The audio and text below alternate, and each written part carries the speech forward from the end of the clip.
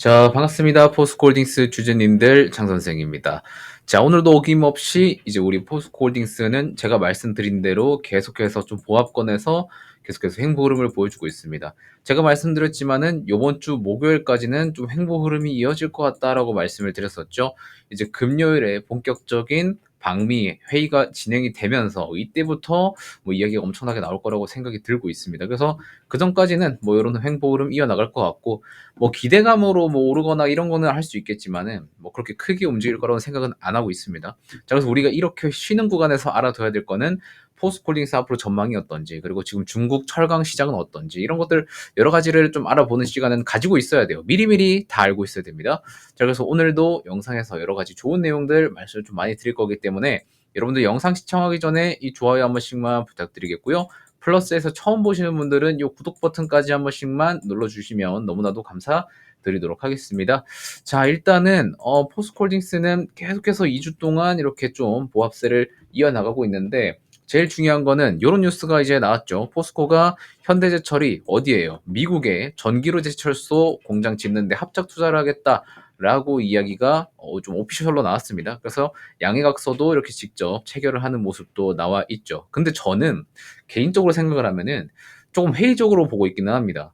원래는 현대차 정의선 회장이 미국에 가가지고 총 31조 원 투자를 하겠다라고 하면서 이제 본격적으로 미국에 제철소도 지을게요 해가지고 배분한 자산이 한 8점 한 4조 정도 됩니다. 이거를 이제 미국에 있는 전기로에 짓겠다고 조금 배분한 자산인데, 이 자산 중에 절반은 자기 자본으로 하고요. 절반은 타인 자본으로 합니다. 그러니까 자기 자본, 요거는 뭐 현대차나 현대제철 요런 쪽에 있는 자본으로 하는 거고요. 이 타인 자본은 외부에서 자본을 조달하겠다고 하는 거예요. 그래서 원래는 뭐 유상증자 뭐 이런 옵션도 고려를 했겠지만은 요거는 뭐 안 한다는 이야기가 좀 나오고 있고, 그러면은 외부적으로 뭐가 있을까 하면은 뭐 삼자 배정 증자라든지 아니면 뭐 이제 포스코의 투자라든지 이런 것들을 조금 고려를 했을 수는 있겠죠. 그래서 일단은 타인 자본으로 요번에 포스코의 자본이 좀 들어갈 거다라고 생각이 듭니다. 자, 그런데 지금 요러한 것들을 알아보기 전에 제일 중요하게 봐야 되는 건 뭐냐면요, 여러분들. 일단 중국에서 올해 들어서 2025년도 들어가지고 월별 조강 생산 능력을 줄여버린다고 했습니다. 원래 그 중국이 1년에 10억 톤 이상 생산한 지가 거의 한 2년, 3년 연속 이렇게 넘었을 거예요. 자, 그런데 이 10억 톤이 과잉 생산이다라는 말이 나왔기 때문에 중국 정부에서 요번에 오피셜로 야, 철강사들 요번에 좀 생산량 좀 줄이자라고 이야기를 했고, 실제로 중국에 있는 바오산 철강이라든지 여러 철강사들이 우리 월별 10%씩 생산량 줄일게요라고 각서도 썼습니다. 자, 그래서 제가 직접 한번 찾아보니까 어떤 느낌으로 지금 가고 있냐면, 실제로 1월, 2월 때는 생산량이 줄었어요. 줄어드는 모습을 보여주면서 아, 중국에서 진짜 생산량을 줄이고 있구나. 그러면은 철강제 가격도 어느 정도 같이 올라가기 때문에 우리나라 철강사들한테는 굉장히 좋겠다라고 생각을 할 수 있었습니다. 2월까지는 좋았어요. 전월 대비 증감률도 줄어들고 전년 동월 대비 증감률도 줄어들었습니다. 자, 그런데 갑자기 3월부터 늘어나기 시작하더니 4월에도 또 조금씩 늘었어요. 그러니까 지금 중국에서 이야기한 조강 생산량 감축 같은 경우에는 제대로 이루어지고 있지 않다라고 여러분들이 생각을 하시면 됩니다. 자, 그래서 추가적으로 왜 그런 건지 한번 봤더니 2월은 춘절이랑 내수 둔화 때문에 생산량이 그냥 일시적으로 감소한 거였고, 본격적으로 이제 정책에 대한 영향은 직접적으로 아직 들어오지는 않았다. 그래서 3월부터는 이제 정책적인 부양이 오히려 부양이 됐죠. 부양과 수출 증가 때문에 생산량이 좀 큰 폭으로 좀 반등된 감이 있고, 4월도 똑같았어요. 감산 정책이랑은 조금 다르게 상승 흐름을 계속해서 지속해가는 이런 모습을 보여주고 있기 때문에 지금 중국 정책 흐름이 제대로 이행되지 않고 있다라는 걸 좀 반증을 하고 있습니다. 자, 그래서 지금 수출 회복에 대한 원인은 어떤 거냐면 동남아랑 남미 쪽으로 철강 수요가 조금 증가한 게 있고, 그리고 중국 쪽으로도 내수 부양책은 계속해서 내놓고 있죠. 이쪽으로 인프라 투자 확대가 되고 있기 때문에 이 철강 내수 수요가 조금 복원이 됐다. 자, 그다음에 생산 마진 회복도 조금 있습니다. 특히나 이 철강석 가격이 조금 하락을 했어요. 자, 그러다 보니까 이 원자재 가격이 하락을 하니까 우리가 만들고 있는 강제의 가격은 수익성이 개선이 되겠죠. 원자재 가격이 들어가는 기초 비용이 줄어드니까 당연히 내가 판매하는 제품의 가격은 오히려 이율이 올라갈 수밖에 없는 이런 현상 때문에 수익성이 개선된 거죠. 그래서 조업 유인이 강화됐다. 자, 그다음에 지방 정부의 압력도 있었습니다. 실제로 지방 국영제철소의 실적 압박, 그러니까 철강사들이 실적이 계속 안 좋아지니까 야, 실적 좀 제대로 내라 하면서 이렇게 압박이 들어온 거죠. 그래서 우리가 줄이고 싶어도 계속해서 유지를 해야 된다. 뭐 때문에? 실적 때문에. 요런 영향도 좀 있었다라고 생각을 하시면 됩니다. 그래서 철강석 가격들이 그래서 실제로 어떻게 됐는데요? 라고 살펴보니까 1월에서 4월로 이렇게 쭉 갈수록 가격도 112달러에서 100달러까지 거의 한 12% 정도 줄어든 이런 모습도 볼 수 있었습니다. 그래서 지금 중국에서도 그런 감산이 잘 이루어지고 있지는 않다라는 거 말씀을 좀 드리겠습니다. 자, 그리고 나서 이걸 봐야 돼요. 자, 중국에서는 철강에 대한 것들이 본격적으로 내려오고 있지 않은 상태예요. 그러니까 어느 정도 유지하고 있는 상태는 계속해서 보여주고 있다라는 겁니다. 자, 그럼 오히려 중국 쪽에서 생산량이 감축이 돼야 우리가 미국으로 좀 투자하는 이런 좀 이유도 생길 텐데 중국 쪽이 가만히 있는데 우리가 미국 쪽으로 투자하는 거는 오히려 과투자가 될 수 있다는 겁니다. 시장에서 요것 때문에 실제로 현대제철의 주가가 그 당시에 계속해서 내렸었던 거예요.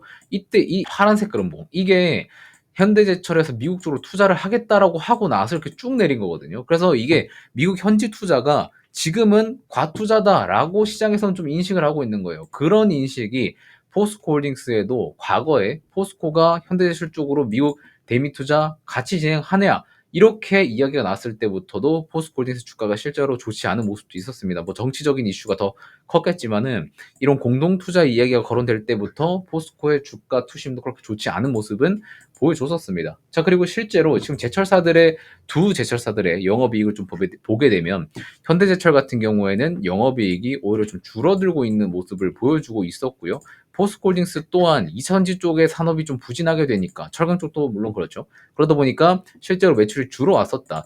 오히려 매출이 상승하고 있을 때 투자라는 거는 전혀 문제가 안 됩니다. 예를 들어서 한화 에어로스페이스 같은 경우에도 보시면 본업을 굉장히 잘하고 있었어요. 근데 유상증자를 대규모로 하겠다라고 하면서 주가가 살짝 주춤했지만 바로 탄력성 있게 신고가를 뚫어주는 모습을 보여주고 있었습니다. 그러니까 본업이 잘하고 있으면 그런 투자를 해도 괜찮아요. 상관없어요. 일시적으로만 이렇게 떨어지고 이렇게 가는 건데 지금 사업이 지금 잘 안 되고 있을 때 과투자가 좀 오버 투자를 하는 거는 오히려 주가에는 영향을 그렇게 크게 좋은 영향을 줄 수 없는 부분은 있다라고 생각을 하시면 되는데 그렇다고 해서 마냥 안 좋은 건 또 아닙니다. 왜냐하면 미국은요. 지금 철강이랑 알루미늄 쪽으로는 고정관세 25%를 부과를 했어요. 그러니까 다른 상호관세 대비해서는 이거는 풀어줄 생각이 없기 때문에 오히려 미국으로 현지 투자를 하는 거는 좋은 선택이 될 수는 있습니다.